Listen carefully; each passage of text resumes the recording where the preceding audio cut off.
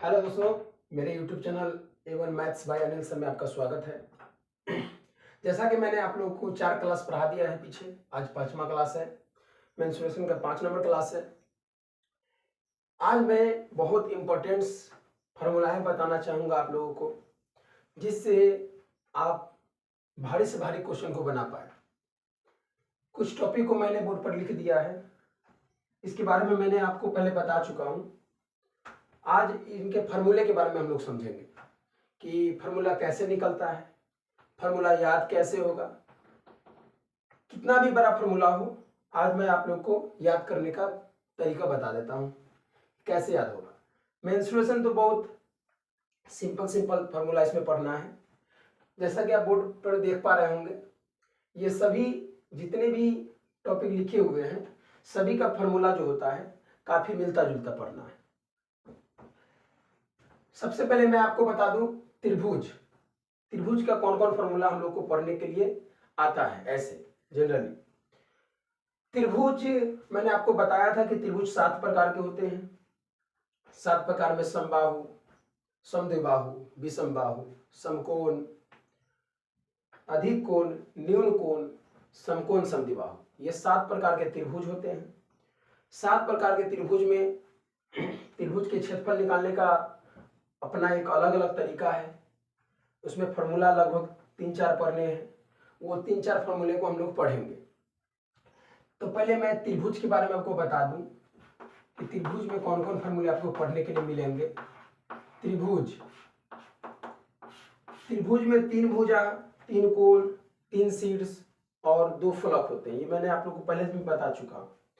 त्रिभुज 7 प्रकार के होते हैं। कैसे कैसे फार्मूले में पढ़ने हैं जब हम लोग समझते हैं। सबसे पहले समबाहु त्रिभुज। समबाहु त्रिभुज में कौन कौन फार्मूले पढ़ने हैं। समबाहु त्रिभुज कहते किसको है? समबाहु त्रिभुज नाम से आपको स्पष्ट लग रहा होगा कि जिसकी तीनों भुजाएं आपस में बराबर हो, समबाहु त्रिभुज कहलाता है। तीनों भुजा बराबर होंगे, ये भुजा और ये भुजा। जैसा कि मैंने आपको पहले बताया था कि परिमिति जो होती है वह तीनों भुजाओं का योग होती है। त्रिभुज की परिमिति जो होती है तीनों भुजाओं का योग होती है। त्रिभुज की परिमिति यानी परिधि तीनों भुजाओं का योग, तीनों भुजाओं का योग। तीनों भुजाओं को जोड़ने पर परिमिति होगी। जैसे AB plus BC plus AC। जैसा कि मैंने आपको बताया कि तीनों भुजा बराबर होती हैं, इसीलिए इसे भी हम भुजा में लिखते हैं, इसे भी हम भुजा में लिखते हैं और इसे भी हम भुजा में लिखते हैं। तो यह फार्मूला बन गया भुजा प्लस भुजा प्लस भुजा यानी 3 इंटू भुजा। त्रिभुज की परिमिति का फार्मूला होता है समबाहु त्रिभुज की परिमिति का, समबाहु त्रिभुज की परिमिति का फार्मूला होता है 3 गुणे भुजा।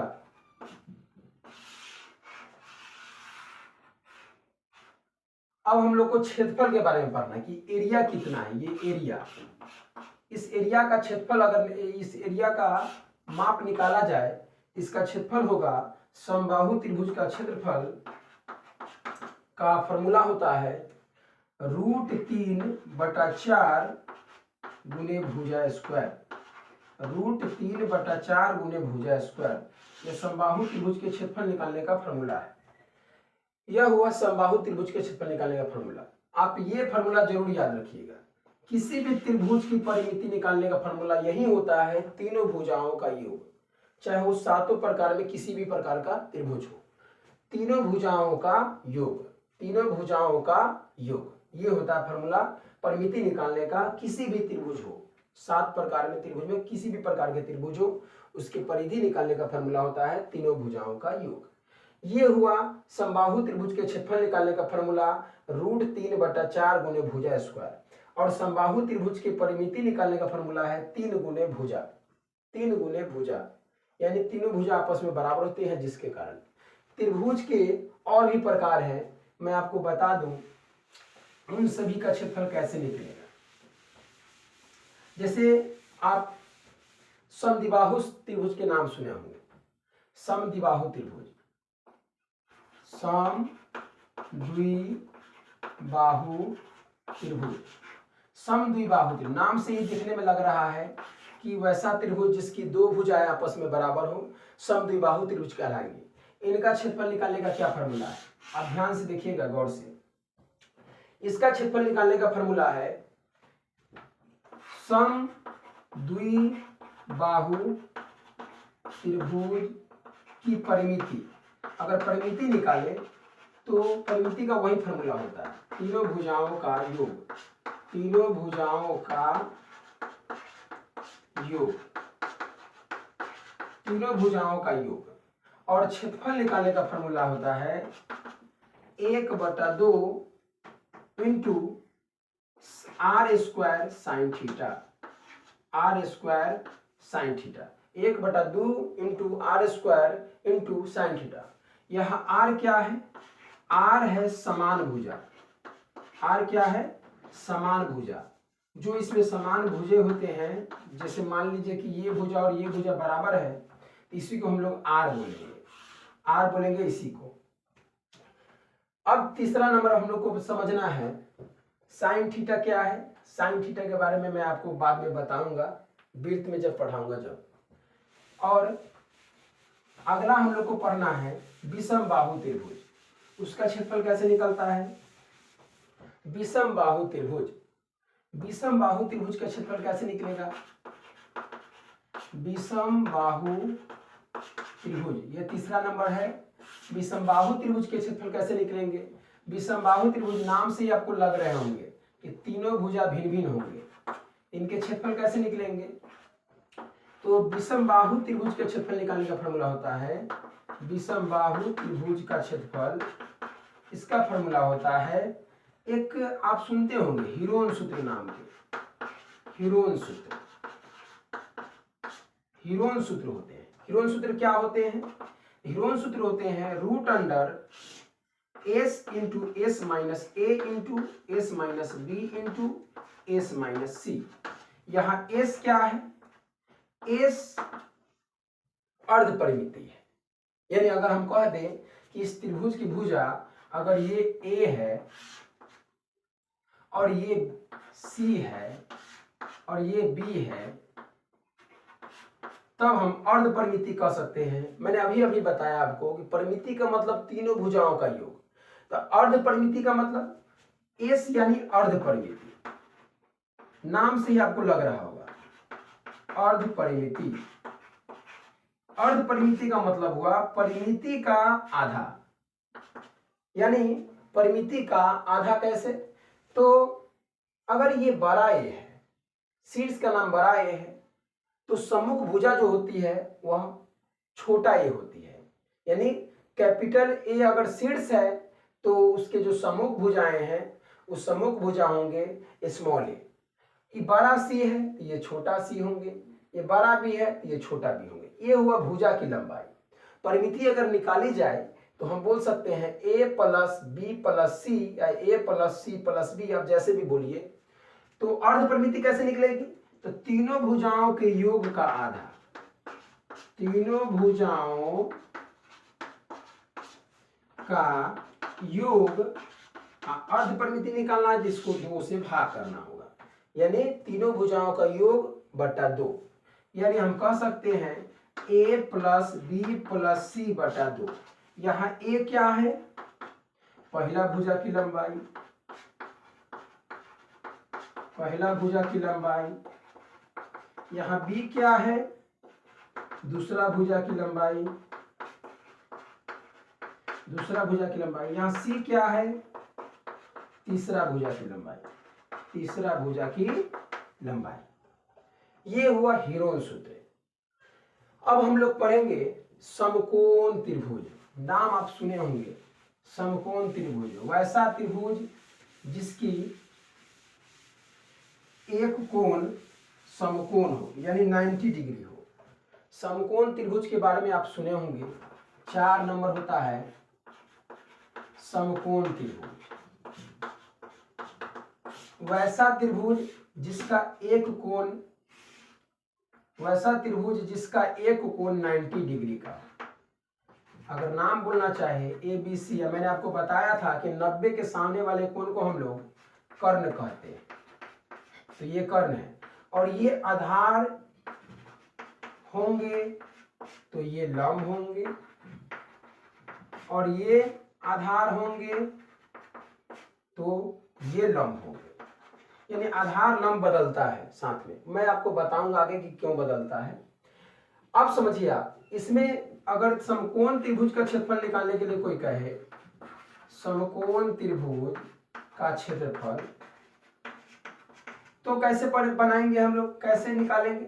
इसका एक फॉर्मूला अलग से होता है जो सातों त्रिभुज के फॉर्मूले में यूज कर सकते हैं, सातों त्रिभुज में आप यूज कर सकते हैं। इसका जो फॉर्मूला होता है, यह फॉर्मूला आप किसी भी त्रिभुज में, किसी भी प्रकार का त्रिभुज है वो आप यूज कर सकते हैं। इसका फॉर्मूला 1/2 गुणे आधार गुणे संगत ऊंचाई, 1/2 गुणे आधार गुणे संगत ऊंचाई।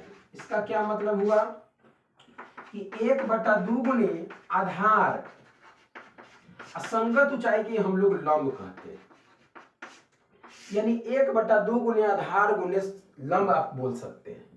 ये आधार हुआ, ये लंब हुआ। ये फॉर्मूला आप त्रिभुज के 7 प्रकार में किसी भी त्रिभुज में आप यूज कर सकते हैं। लेकिन अदरवाइज जो मैंने आपको पहले जो फॉर्मूला बताया, एक और फॉर्मूला था हिरोन सूत्र।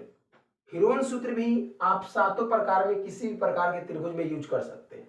लेकिन बाकी समबाहु त्रिभुज और समद्विबाहु त्रिभुज के जो मैंने बताया फॉर्मूला, वो सिर्फ कंडीशन वाइज होता है, उसी कंडीशन वाइज होगा।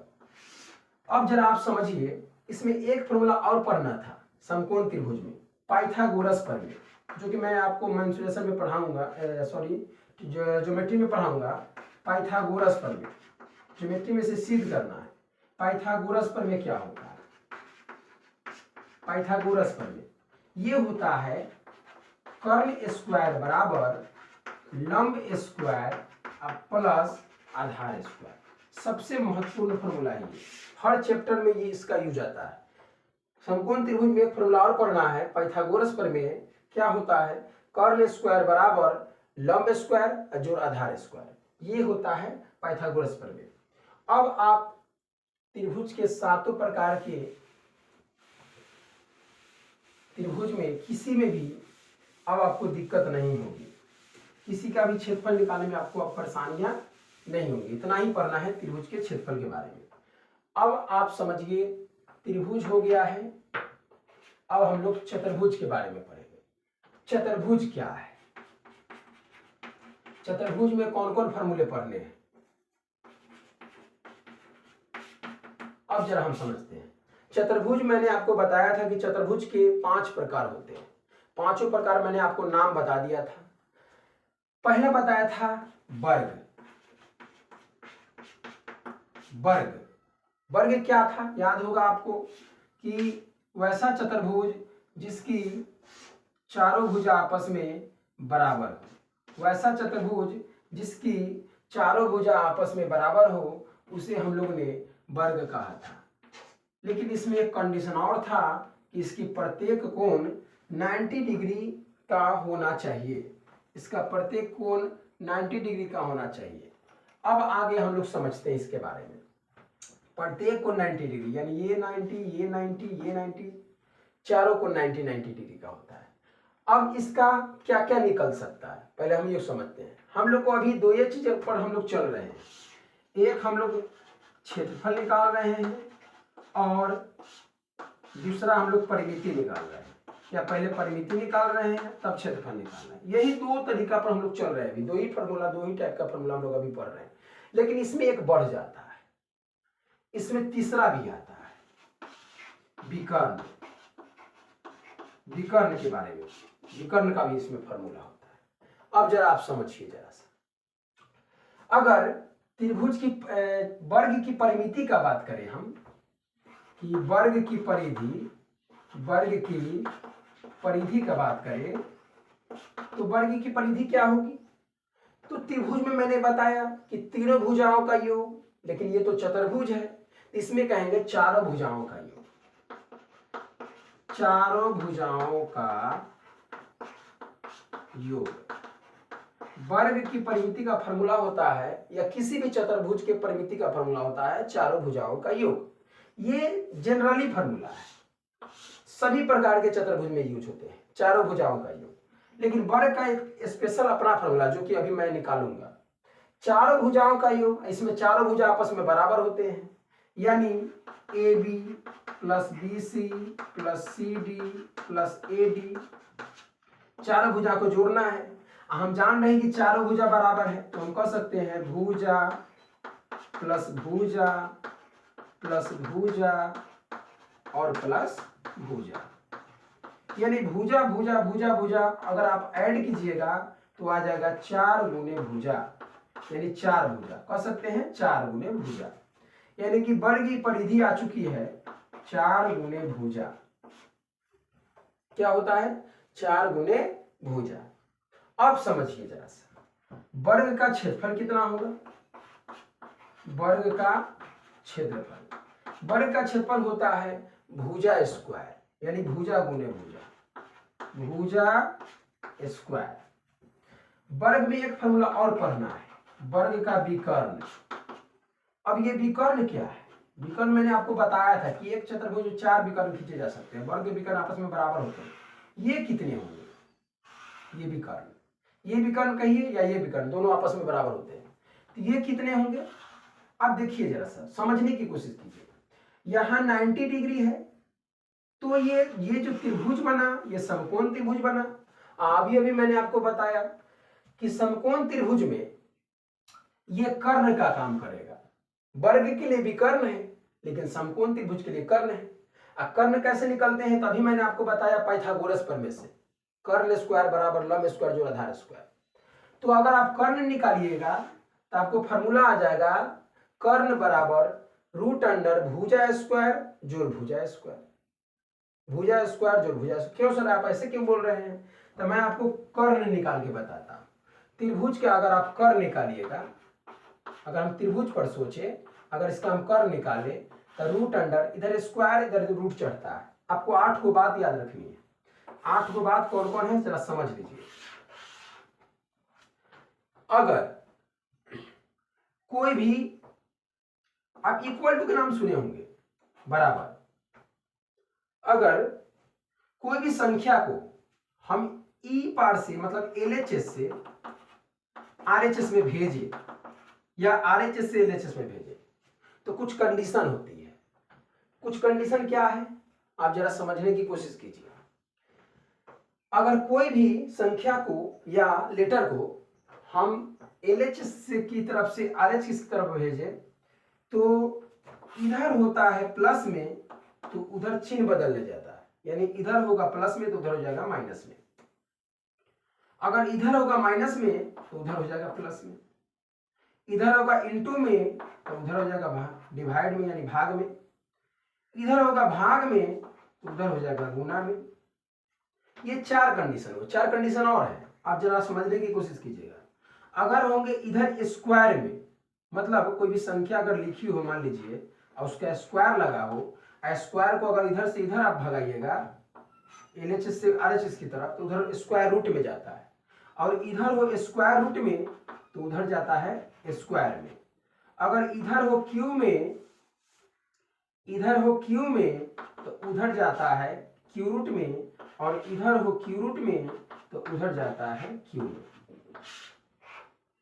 ये 8 बात आपको याद रखनी है कि इधर अगर प्लस में है तो उधर माइनस में होगा, इधर माइनस में है उधर प्लस में होगा, इधर गुना में है यानी मल्टीपल में है तो इधर डिवाइड में होगा, भाग में होगा, इधर भाग में है तो उधर गुना में होगा, इधर स्क्वायर में है तो इधर स्क्वायर रूट में होगा, इधर स्क्वायर रूट में है तो इधर स्क्वायर में होगा, इधर क्यू में है तो इधर क्यू रूट में होगा, और इधर क्यू रूट में है तो इधर क्यू में होगा। ये 8 कंडीशन आपको याद रखने हैं। इधर स्क्वायर होंगे, पाइथागोरस प्रमेय में स्क्वायर होते हैं तो इधर रूट में हो गए, और क्या हो गए लंब स्क्वायर और जोड़ाधार स्क्वायर होते हैं। आप पिक्चर में देख पा रहे होंगे कि ये भुजा और ये भुजा, क्योंकि दोनों तो आपस में बराबर है, तो हम लोग कह सकते हैं कि रूट अंडर भुजा के स्क्वायर प्लस भुजा का स्क्वायर। अब सेम है, यानी कि बेस सेम है, अगर भुजा भुजा है, आप देख रहे हैं जोड़ में है तो जुट जाएगा, भुजा स्क्वायर सेम है, तो हो जाएगा रूट अंडर 2 गुने भुजा स्क्वायर। आप देख पा रहे हो ये अगर मल्टीपल में है तो भुजा इंटू भुजा होगा, भुजा स्क्वायर यानी, तो ये को भुजा बाहर आ जाएगा वर्गमूल से बाहर, लेकिन ये बाहर नहीं आएगा, तो रूट 2 इंटू भुजा, ये आ गया कर्ण। यानी आप ऐसे भी बोल सकते हैं कि किसी समकोण त्रिभुज में अगर लंब आधार बराबर हो तो कर्ण बराबर होता है रूट 2 गुने भुजा। तो हम लोग समझ चुके हैं कि वर्ग का विकर्ण जो होगा रूट 2 गुने भुजा होगा। अब गुना को यहाँ गुना की चिन्ह देके पॉइंट भी दे सकते हैं, बूंदा भी दे सकते हैं, यानी बूंदा माने भी गुने ही होता है, गुना ही होता है। आप जरा समझिए, ये हुआ वर्ग का बात। वर्ग की 3 फॉर्मूला हम लोग को पढ़नी है। वर्ग की परिधि 4 गुने भुजा, वर्ग का क्षेत्रफल भुजा स्क्वायर और वर्ग का विकर्ण रूट 2 गुने भुजा। अब हम लोग समझेंगे समचतुर्भुज के बारे में। समचतुर्भुज के बारे में अब हम लोग समझेंगे। समचतुर्भुज के बारे में समझेंगे। समचतुर्भुज के कौन कौन फॉर्मूले पढ़ने हैं। अब समचतुर्भुज के बारे में समझिए। दूसरा होता है समचतुर्भुज।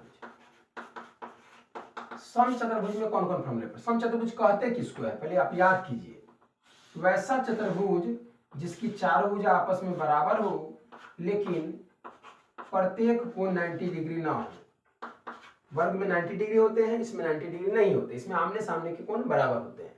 यानी कोण ए जो होता है कोण सी के बराबर होता है, कोण बी जो होता है कोण डी के बराबर होता है। अब इसके बोले कि क्षेत्रफल निकालिए। अब इसका क्षेत्रफल कैसे निकलेगा? तो समचतुर्भुज के पहले परिमिति के बारे में आपको मैं बता दूं। तो इसका भी परिमिति उतना वही फॉर्मूला होगा जो वर्ग का था। क्यों? क्योंकि इसके भी चारों भुजा आपस में बराबर होते, उसके भी चारों भुजा आपस में बराबर थे, तो इसका भी फॉर्मूला होता है 4 गुने भुजा। यानी परिमिति का फॉर्मूला सेम है दोनों का, लेकिन क्षेत्रफल का फॉर्मूला बदलेगा। इसके क्षेत्रफल का फॉर्मूला होता है 1/2 गुने विकर्णों का गुणनफल। विकर्णों का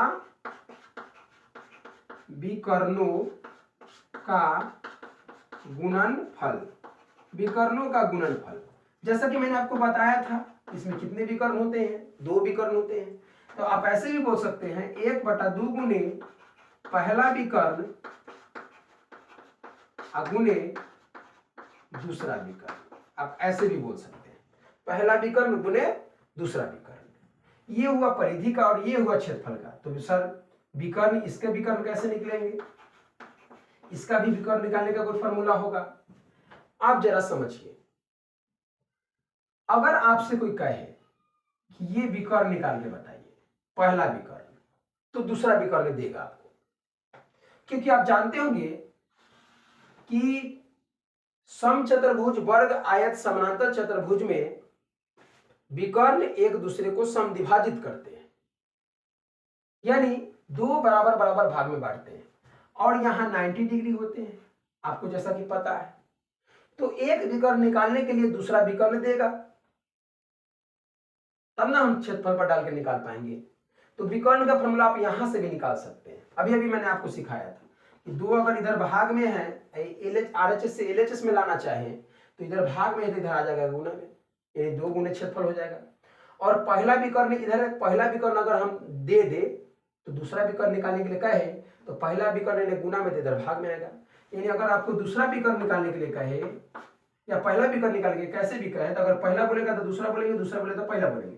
तो क्या कहेंगे कि 2 गुने समचतुर्भुज का क्षेत्रफल बटा यहां दूसरा विकर्ण है तो यहां भाग में आपको पहला विकर्ण बोलना होगा। समचतुर्भुज का क्षेत्रफल बटा पहला विकर्ण। अगर दूसरा विकर्ण पूछा है, पहला विकर्ण दिया है तो वैसे फॉर्मूला। अगर पहला विकर्ण दे दे और दूसरा पूछे तब ऐसे। अब पहला पूछे दूसरा पूछे तो यहां बदल जाना है। LHS की RHS में लिख देंगे, RHS की LHS में लिख देंगे। ठीक है। अब जरा आप समझिए, ये तो हुआ समचतुर्भुज का बाद। अब हम लोग पढ़ेंगे आयत का बाद। आयत में कौन कौन फॉर्मूले पढ़ने हैं जरा समझिए। आयत में कौन कौन फॉर्मूले हैं? तीसरा नंबर आयत। आयत में कौन कौन फॉर्मूले हैं? आयत में भी यही 3 प्रकार के फॉर्मूले पढ़ने हैं। आयत कहते किसको है? वैसा चतुर्भुज जिसका आमने सामने की भुजा बराबर हो, यानी ये भुजा और ये भुजा बराबर होगा, ये भुजा बराबर हो, और प्रत्येक कोण 90 डिग्री हो। मैंने आपको बताया था प्रत्येक कोण 90 डिग्री का हो, प्रत्येक कोण 90 डिग्री का। इसके भी विकर्ण आपस में बराबर होते हैं। पहले इसके हम लोग परिधि के बारे में पढ़ लेते हैं। आयत की परिधि, आयत की परिधि। आयत की परिधि कैसे निकलेगी? क्या होता है चतुर्भुज के परिधि का फॉर्मूला? चारों भुजाओं का योग, चारों भुजाओं का योग। आयत में हम लोग इसको लंबाई कहते हैं, और इसको जो कहते हैं इसको चौड़ाई कहते हैं, और इसको लंबाई कहते हैं क्योंकि आमने सामने की भुजा बराबर होती है, और इसको चौड़ाई कहते हैं। तो चतुर्भुज के परिमिति का फॉर्मूला होता है चारों भुजाओं का योग। तो चारों जोड़िएगा तो कैसे जोड़िएगा? लंबाई प्लस चौड़ाई प्लस लंबाई प्लस चौड़ाई, लंबाई प्लस चौड़ाई प्लस लंबाई प्लस चौड़ाई, यानी लंबाई लंबाई 2 लंबाई और चौड़ाई चौड़ाई 2 चौड़ाई, यानी दोनों में कॉमन है तो कॉमन ले सकते हैं, यानी बाहर खींच सकते हैं, तो हो जाएगा लंबाई जोड़ चौड़ाई। तो फॉर्मूला आप ऐसे भी बोल सकते हैं 2 गुने यानी 2 इंटू लंबाई प्लस चौड़ाई, 2 इंटू लंबाई प्लस चौड़ाई। ये आयत के परिमिति का फॉर्मूला हुआ। अब हम लोग क्षेत्रफल के बारे में पढ़ लेते हैं। आयत के क्षेत्रफल के बारे में। आयत का क्षेत्रफल क्या होता है? आयत के क्षेत्रफल से ही वर्ग का क्षेत्रफल निकलता है। कैसे? आयत का क्षेत्रफल होता है, यहां 90 आप जान रहे हैं, लंबाई गुने चौड़ाई, लंबाई गुने चौड़ाई। अब वर्ग में दोनों बराबर था, लंबाई और चौड़ाई, तो भुजा गुने भुजा, भुजा स्क्वायर था। तो इसका होता है लंबाई गुने चौड़ाई। अब आयत के विकर्ण कैसे निकलेंगे? अब जरा समझिए, ये निकालना है विकर्ण, ये तो कैसे निकलेंगे? तो हम कह रहे थे कि विकर्ण जो होता है वो कर्ण के बराबर, क्योंकि समकोण त्रिभुज का निर्माण कर रहा है, और कर्ण पाइथागोरस प्रमेय से निकलता है। स्क्वायर रूट लॉम स्क्वायर प्लस आधार स्क्वायर, इसमें लॉम स्क्वायर है क्या? चौड़ाई स्क्वायर, इसमें क्या है? लंबाई स्क्वायर। तो आप जोड़ में है तो ऐसे भी लिख सकते हैं लंबाई स्क्वायर प्लस चौड़ाई स्क्वायर, यानी आप लिख सकते हैं रूट अंडर लंबाई के स्क्वायर प्लस चौड़ाई का स्क्वायर। ये हुआ 3 फॉर्मूला आयत में ही पढ़ने थे। आयत की परिधि 2 गुने लंबाई जोड़ चौड़ाई, और आयत का क्षेत्रफल लंबाई गुने चौड़ाई, और आयत का विकर्ण रूट अंडर लंबाई के स्क्वायर प्लस चौड़ाई के स्क्वायर। अब आप समझिए, अब आपको पढ़ना है समानांतर चतुर्भुज। 4 नंबर पढ़ना है समानांतर चतुर्भुज। वो क्या होता है? आप पढ़े होंगे समानांतर चतुर्भुज में आपको बताया था कि आमने सामने की भुजा बराबर हो, ऐसा चतुर्भुज जिसमें आमने सामने की भुजा बराबर हो और प्रत्येक कोण 90 डिग्री न हो, उसे हम समानांतर चतुर्भुज कहते हैं। ए बी सी डी आमने सामने की भुजा समानांतर और बराबर है, तो इसे हम समानांतर चतुर्भुज कहते हैं। अगर इसमें भी देखा जाए तो इसको हम लोग लंबाई कहते हैं, क्योंकि इसमें भी आमने सामने बराबर होता है। इसको चौड़ाई कहते हैं, इसको लंबाई कहते हैं और इसको चौड़ाई कहते हैं। तो समानांतर चतुर्भुज की परिधि कैसे निकलेगी? समानांतर चतुर्भुज की परिधि कैसे निकलेगी? आप समझ पा रहे होंगे, जरा समझिए जरा गौर से। इसमें भी चतुर्भुज है, चार भुजाओं का योग होगा, लंबाई प्लस चौड़ाई प्लस लंबाई प्लस चौड़ाई, तो वही आएगा 2 गुने लंबाई प्लस चौड़ाई, जैसा कि मैंने आयत में बताया। अब इसका क्षेत्रफल कैसे निकालिएगा जरा समझ लीजिए। अब इसका क्षेत्रफल निकालना है तो कैसे निकलेगा? अगर आप ध्यान से देखिएगा, एक विकर्ण खींच सकते हैं, विकर्ण खींचिए। अब विकर्ण खींचिए, अब जरा गौर से देखिए, अभी तो त्रिभुज बन गया है ए डी सी, त्रिभुज का क्षेत्रफल होता है हीरोन सूत्र, इसका क्षेत्रफल आ जाएगा और इसको क्षेत्रफल भी उतना ही आएगा क्योंकि दोनों तो समरूप है, सर्वांगसम है। आप नहीं समझ पा रहे होंगे सर्वांगसम यानी ये त्रिभुज का क्षेत्रफल हो गया, हीरोन के सूत्र से निकाल सकते हैं। और जब इसका भी क्षेत्रफल निकालिएगा तो उतना ही आएगा, तो आप दुगुना कर सकते हैं, इसका क्षेत्रफल निकाल के दुगुना कर दीजिए, ऐसा एक तरीका है। दूसरा तरीका, इसका जो क्षेत्रफल है आप समकोण त्रिभुज में एक फॉर्मूला पढ़े होंगे, 1/2 गुणे आधार गुणे संगत ऊंचाई यानी लंब। अगर यहां से हम अगर लंब डाल दें, जिस आधार पर जिस भुजा पर लंब डाला कि उसे आधार कहेंगे, इसको आधार कहेंगे। तो ये हो गया आधार और ये हो गया लंब, तो इसका क्षेत्रफल निकल जाएगा। इसका दुगना कर देंगे अभी जैसा कि मैंने आपको बताया। इसका फॉर्मूला होगा, इसका क्षेत्रफल निकालने का फॉर्मूला होगा 1/2 गुणे आधार गुणे लंब, इसका भी होगा 1/2 गुणे आधार गुणे लंब, और दोनों जोड़िएगा तो हो जाएगा आधार गुणे लंब यानी आधार गुणे संगत ऊंचाई, आधार गुणे संगत ऊंचाई। ठीक है, अब हम लोग पढ़ेंगे समलंब चतुर्भुज। क्या पढ़ेंगे? समलंब चतुर्भुज। समलंब चतुर्भुज किसे कहते हैं? अब आप लोग पढ़िए समलंब चतुर्भुज किसे कहते हैं और समलंब चतुर्भुज में कौन कौन फॉर्मूले हैं। समलंब चतुर्भुज आपको जैसा अभी मैंने बताया था कि समलंब चतुर्भुज में एक जोड़ा भुजा जो होती है समानांतर होती है, एक जोड़ा भुजा जो होती है वह समानांतर होती है, यानी ये भुजा और ये भुजा समानांतर, और ये भुजा समानांतर नहीं होता है। तो इसका परिमिति कैसे निकलेगा? था परिमिति का तो पहले ही मैंने आपको फॉर्मूला बता चुका हूं। किसी भी क्षेत्रफल के परिमिति का फॉर्मूला होता है चारों भुजाओं का योग, यानी समलंब चतुर्भुज की परिधि का फॉर्मूला होता है बारे चारों भुजाओं का योग, चारों भुजाओं का योग। अब इसका क्षेत्रफल कैसे निकलेगा? तो इसके क्षेत्रफल का फॉर्मूला याद आपको रखना होगा। समलंब चतुर्भुज के क्षेत्रफल का फॉर्मूला होता है 1/2 गुणे समानांतर भुजाओं का योग समानांतर भुजाओं का योग गुणे संगत ऊंचाई, संगत ऊंचाई। ये आपको याद रखनी होगी।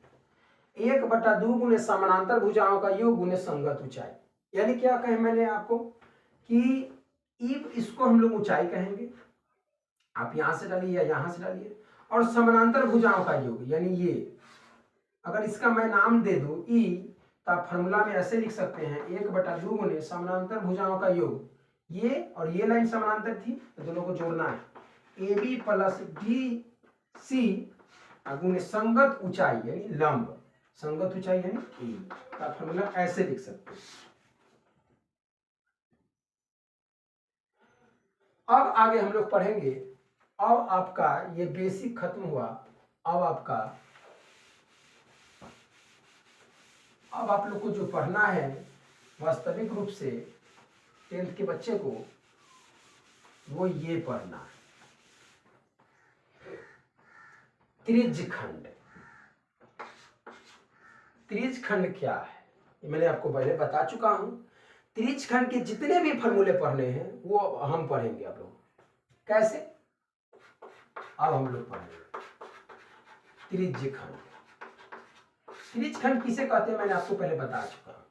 त्रिज्यखंड ऐसा होता है, ये हुआ विड्थ, ये मिडिल पॉइंट हुआ जो फिक्स है, और इसे हम लोग त्रिज्यखंड कहते हैं। त्रिज्यखंड का क्षेत्रफल निकालने का फॉर्मूला क्या होता है? अगर ये क्षेत्रफल अगर कोई पूछे आपसे, वृत्त का टुकड़ा है जान रहे हैं, त्रिज्यखंड का क्षेत्रफल पूछे, त्रिज्यखंड का क्षेत्रफल, त्रिज्यखंड का क्षेत्रफल कैसे निकलता है? इसका मेन फॉर्मूला, इसका अगर फॉर्मूला आप याद कर लिए तो समझिए कि सभी जितने भी आपको नजर आ रहे हैं बोर्ड पर टॉपिक किए हुए, वो सभी समझिए आपको फॉर्मूला याद होगा। इसका फॉर्मूला याद होना चाहिए। क्या होता है formula? Pi r square theta बटा 360 डिग्री। त्रिज्यखंड के क्षेत्रफल निकालने का फॉर्मूला होता है पाई आर स्क्वायर थीटा बटा 360 degree. Pi r square theta बटा 360, ये सबसे महत्वपूर्ण फॉर्मूला है। पाई आर स्क्वायर थीटा बटा 360 डिग्री कैसे, मैं आपको बताता हूं। अब देख रहे हैं कि विड्थ है। आप पहले ये समझ लीजिए कि थीटा क्या है। थीटा केंद्र पर बना कोण, केंद्र पर बना कोण,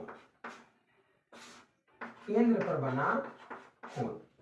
ये जो थीटा है वह केंद्र पर बना कोण है, यानी त्रिज्यखंड के द्वारा जो केंद्र पर कोण बन रही है। आप देख पा रहे हो कि यह त्रिज्यखंड है, तो केंद्र पर कुछ ना कुछ डिग्री का तो कोण होगा। इसी को हम लोग थीटा कहते हैं, यानी कोण कहते हैं।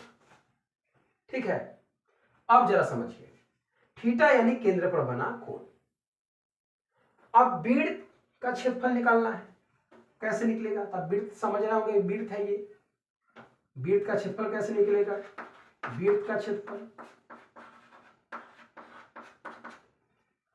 अगर आपसे कोई पूछे कि विड्थ का क्षेत्रफल कैसे निकलेगा, तब क्या बताइएगा? आप समझिए जरा, क्या बताइएगा? विड्थ का जो क्षेत्रफल है, फॉर्मूला यही होता है पाई आर स्क्वायर थीटा बटा 360 डिग्री। लेकिन आपसे कोई पूछे कि विड्थ जो है इस केंद्र पर कितने डिग्री का कोण बनाएंगे, तो विड्थ तो पूरा गोल होता है, इस पर कितने डिग्री का कोण बनेगा? 360 डिग्री का कोण बनेगा। कितना बनेगा? 360 डिग्री का कोण बनेगा।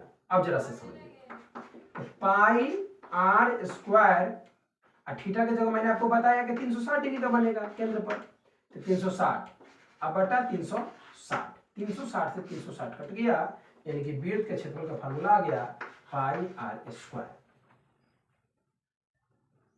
आप ऐसे सभी का फॉर्मूला निकाल सकते हैं, मैं आपको निकाल के बताता हूं। त्रिज्यखंड का क्षेत्रफल का फॉर्मूला याद रखिए, पाई आर स्क्वायर थीटा बटा 360, और विड्थ के क्षेत्रफल का फॉर्मूला हो गया पाई आर स्क्वायर। अब मैं आपको बताता हूं अर्धवृत्त के क्षेत्रफल का फॉर्मूला। ये अर्धवृत्त होता क्या है पहले समझिए, नाम से ही लग रहा हो, अर्ध माने आधा और वृत्त यानी वृत्त का आधा। जरा समझिए,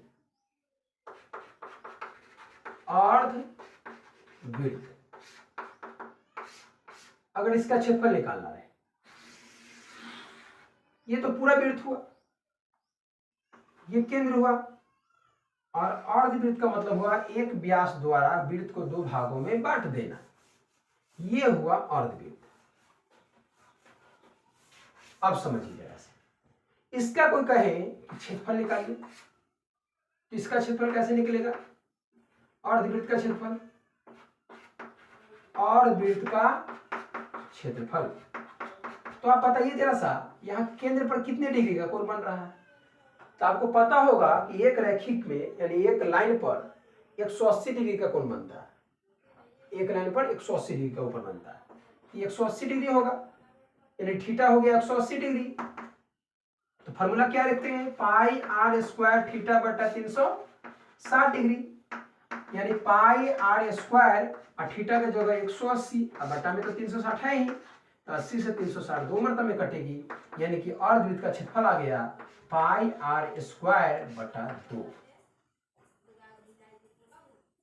ये अर्धवृत्त हुआ।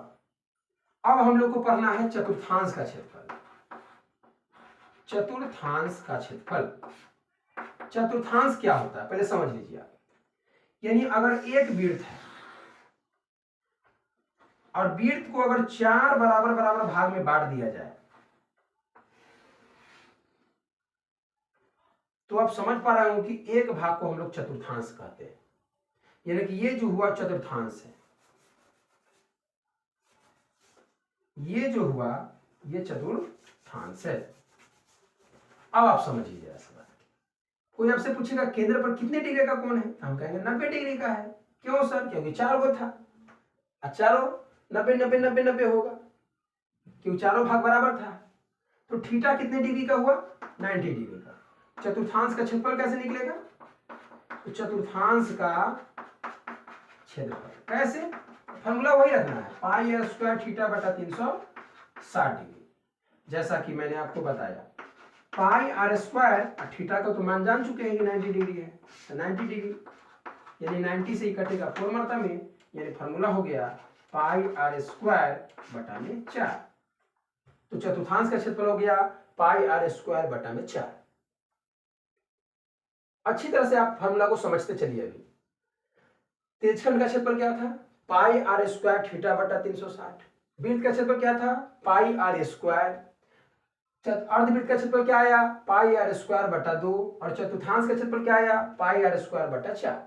यानी सभी जितने भी आपको मैंने बताया चारों लगभग आपको एक जैसे लग रहे होंगे, एक ही फॉर्मूला से निकल रहे हैं। अब हम लोग पढ़ेंगे इस चारों की परिधि के बारे में।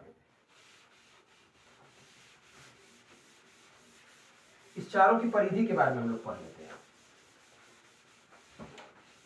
अब समझिए, अब जरा ध्यान से। पहले त्रिज्यखंड की परिधि के बारे में पढ़ते हैं। त्रिज्यखंड, त्रिज्यखंड की परिधि के बारे में हम लोग पढ़ लेते हैं। त्रिज्यखंड होता कैसा है? जरा आप गौर से देखे होंगे तो ऐसा देखे होंगे।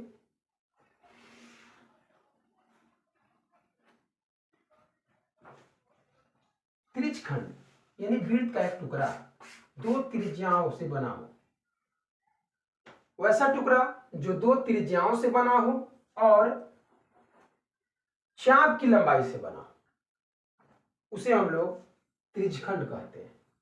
यहां जो केंद्र पर कोण बनती है उसे हम लोग थीटा कहते हैं। अब जरा गौर से आप समझिए, इसकी परिधि अगर परिधि पूछे तो कैसे निकलेगी? त्रिज्यखंड की परिधि, त्रिज्यखंड की परिधि कैसे निकलेगी? जरा गौर से देखिए।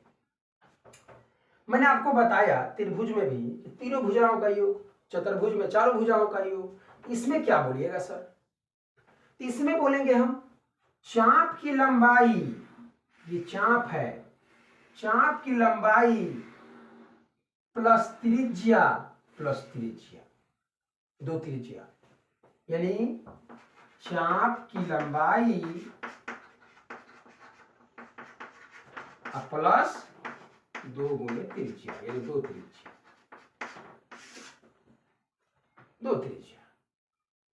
फॉर्मूला कैसे याद रहेगा? चाप की लंबाई क्या होता है, चाप की लंबाई कैसे निकलती है, जरा इस पर हम लोग देख लेते हैं। चाप की लंबाई कैसे निकलती है? आप जरा समझिए, चाप की लंबाई कैसे निकलेगी? चाप मैंने बताया था, चाप परिधि का टुकड़ा होता है। अब परिधि जो होती है केंद्र पर 360 डिग्री का कोण बनाती है, तो चाप की लंबाई भी इसी प्रकार से निकलेगी। कैसे? 2 पाई आर थीटा बटा 360, ये कथी का फॉर्मूला लिख दिया सर? तो ये अब वृत्त की परिधि में देखते होंगे, दिखाई देता होगा आपको 2 पाई आर थीटा बटा 360। ये ओरिजिनल में चाप की लंबाई ओरिजिनल रूप है, इसी से सबकी परिधि निकलती है क्योंकि ये परिधि का टुकड़ा है। अब ये 2 से ये कटेगी 180 मर्तबा में, तो क्या हो जाएगा? पाई आर थीटा बटा 180 डिग्री, यानी चाप की जो मैंने लंबाई लिखी थी 2 पाई आर थीटा बटा 360, ये ओरिजिनल रूप है सभी के परिधि निकालने का। वृत्त की, चतुर्थांश की, अर्धवृत्त की, त्रिज्यखंड की, सभी की परिधि इसी से निकलती है। तो मैंने क्या लिखा? पाई आर थीटा बटा 180 डिग्री चाप की लंबाई हो गई, तो मैंने यहां लिख दिया पाई आर थीटा बटा 180 डिग्री। अब प्लस में 2, त्रिज्या को हम लोग आर से डिनोट करते थे, 2r हो गया। दोनों में r कॉमन है, r बाहर खींच लिए, तो हो गया पाई थीटा अब बता 180 और प्लस में 2।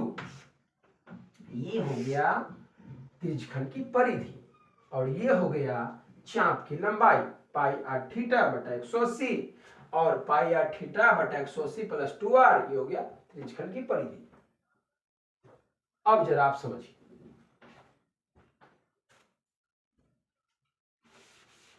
ये हुआ त्रिज्यखंड।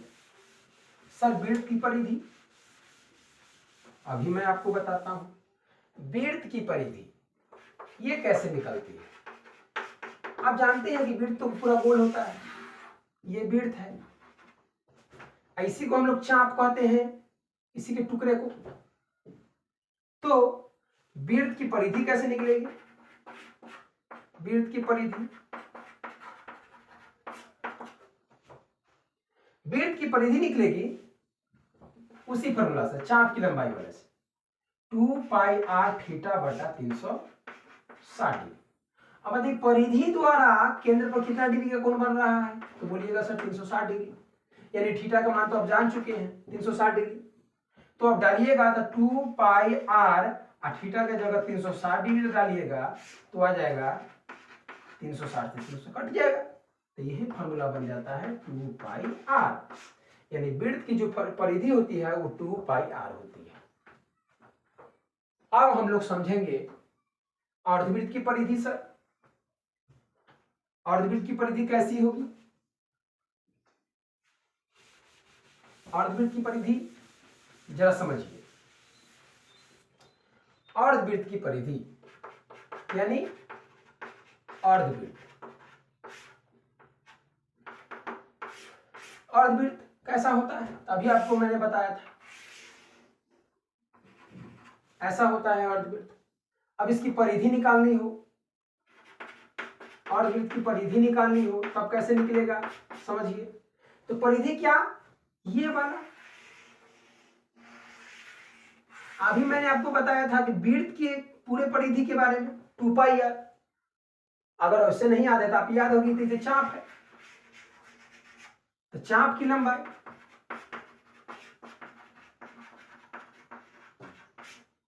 प्लस ये है त्रिज्या और ये है त्रिज्या यानी व्यास, यानी 2 गुना त्रिज्या।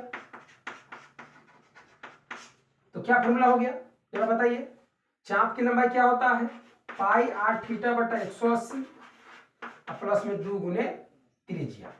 अब बताइए यहाँ थीटा कितने डिग्री है? तो पाई आर, सर 180 डिग्री है, 180 बटा 180 प्लस 2r, 180 से 180 कट गया यानी हो गया पाई आर प्लस 2r, दोनों में r कॉमन है, r बाहर खींच लिए तो हो गया r इंटू पाई प्लस 2। ये हो गया, ये हो गया अर्धवृत्त की परिमिति यानी परिधि। अब हम लोग पढ़ेंगे चतुर्थांश की परिधि। वृत्त में एक फॉर्मूला और पढ़नी है, आप जरा याद रखिएगा कि एक व्यास में 2 त्रिज्याएं होती है, यानी वृत्त का व्यास बराबर 2 गुने त्रिज्या, यानी हम कह सकते हैं कि d बराबर 2 इंटू आर यानी 2r। अब हम लोग को चतुर्थांश पढ़नी है।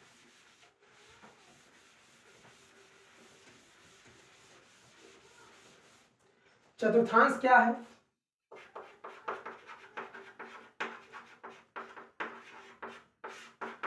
चतुर्थांश नाम से ही स्पष्ट है, मैंने आपको बताया अभी, चतुर्थांश का क्षेत्रफल मैंने आपको बताया था, ये है चतुर्थांश। इसकी परिधि कैसे निकलेगी सर? तो ये जो है चाप की लंबाई है, इसमें ये त्रिज्या और ये भी त्रिज्या है, तो चतुर्थांश की परिधि अगर निकालनी हो तो कैसे निकलेगा सर? तो चाप की लंबाई में 2 त्रिज्याएं जोड़ देनी, यानी चाप की लंबाई पाई आर थीटा बटा 180, इसमें 2 त्रिज्याएं जोड़ देनी है। थीटा की जगह कितना रखना है सर? 90 डिग्री, तो पाई आर 90 डिग्री और बटा में 180 डिग्री और प्लस में 2r, 90 से ये 2 मरतबे कटेगा, यानी पाई आर बटा 2 प्लस 2r। आर अगर कॉमन लीजिएगा सर तो पाई बटा 2 प्लस आ जाएगा 2, यानी चतुर्थांश की परिधि हो गई r इंटू पाई बटा 2 प्लस 2, या आप ऐसे भी बोल सकते हैं पाई आर बटा 2 प्लस 2r। ये चतुर्थांश की फॉर्मूला, चतुर्थांश की परिधि का। ये सब क्वेश्चन आएगा तब समझ में आएगा कि कितना भारी फॉर्मूला है। ये सब भारी भारी फॉर्मूला है। आपको लग रहा होगा कि बहुत सिंपल वे से निकल रहा है, सर निकाल दे रहे हैं। अगर आपको फॉर्मूला याद होगा तो आप समझिए, इतना फॉर्मूला अगर याद होगा, एक दो फॉर्मूला और आएंगे अभी, अगर इतना याद होगा तो समझिए कि आपका आधा चैप्टर, आधा मेंसुरेशन खत्म हो गया, यानी आप 5 नंबर का सीख गए, ऐसा समझ सकते हैं। अब हम लोग को पढ़ना है, ये मैंने आपको बता दिया, ये बता दिया, ये बता दिया, ये बता दिया, ये बता दिया। अब हम लोग को एक चीज और पढ़ना है, ब्लय। ये ब्लय क्या है? ब्लय तो नाम सुना सुना लगता है, ब्लय क्या है? अब आप समझिए ब्लय क्या है, ब्लय कैसा होता है।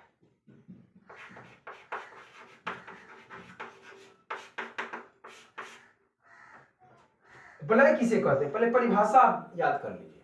ब्लय,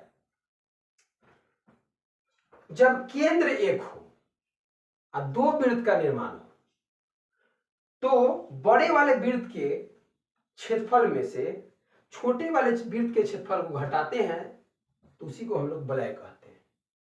परिभाषा से आपको नहीं समझ में आएगा, आप ऐसे समझिए, ये वृत्त है, केंद्र हुआ, और इसी केंद्र का एक और वृत्त है, ये मैंने केंद्र एक है, वृत्त 2 है, तो ये दोनों के डिफरेंस में जो क्षेत्रफल होंगे इसी को हम लोग ब्लय कहते हैं।